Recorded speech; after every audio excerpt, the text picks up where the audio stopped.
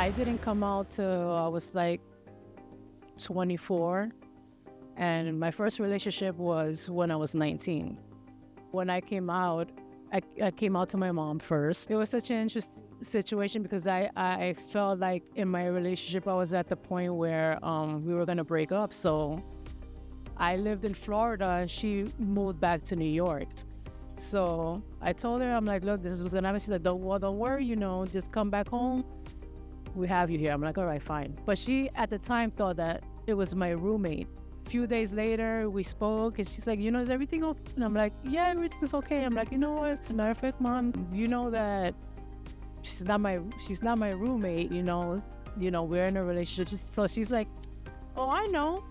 I'm like, what do you mean, And she's like, I know, I've been known. And I'm like, how come you never said anything to me? And she's just like, oh, because I felt like that was something that should have came from you. Hey, I'm AJ Tapper. I'm from Greenville, South Carolina. I'm with the Civil and Human Rights Committee with TWU 555. I'm here in New York City with Aileen, celebrating Pride. Stonewall, the landmark in New York City.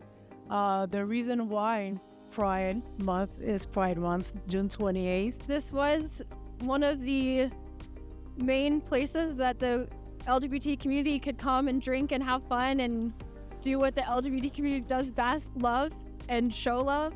And unfortunately, it was just under constant raids because it was illegal to be open and be gay, and it reached a boiling point.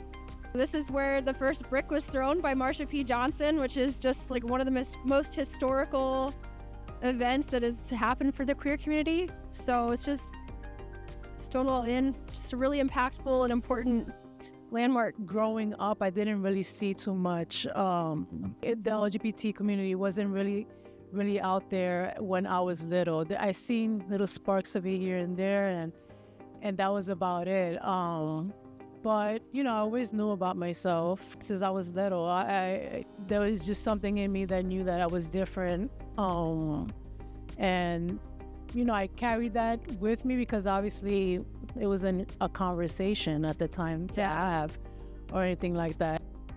It's good to see people gain different perspective of things as well as being open instead of being in a box, and I think that it's still a struggle to this day, but it's definitely a lot better than when I came out. So, I appreciate it. I appreciate when people are willing to learn a little bit more, even your journey and your story too, because to be honest, I haven't really spoken about my journey or my story to few people in my life. So anyways, just to see people be so open, be so willing to learn about the LGBTQ plus community is beautiful.